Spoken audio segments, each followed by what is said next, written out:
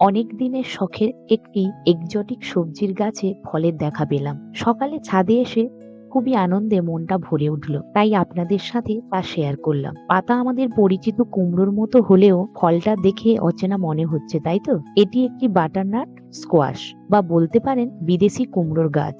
এই গাছটিকে 4 দিন আগেই এনপিকে 05234 ও এগ্রোমিন গোল্ড স্প্রে করেছিলাম। এখন একটি স্পেশাল খাবার দেওয়ার পালা। আসুন দেখাই এই সেই স্পেশাল খাবার। এই হলো সেই স্পেশাল খাবার, সিনজেন্টা কোম্পানির ইসাবিয়ন। এটির মধ্যে আছে অর্গানিক অ্যামাইনো অ্যাসিড, যা গাছের ফল ধারণে শক্তি প্রদান করে।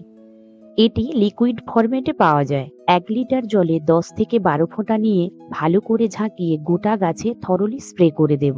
এই গাছ সম্পর্কে বড় ভিডিও খুব শীঘ্রই নিয়ে আসব। আপনারা পাশে থেকে সাপোর্ট করুন। ধন্যবাদ।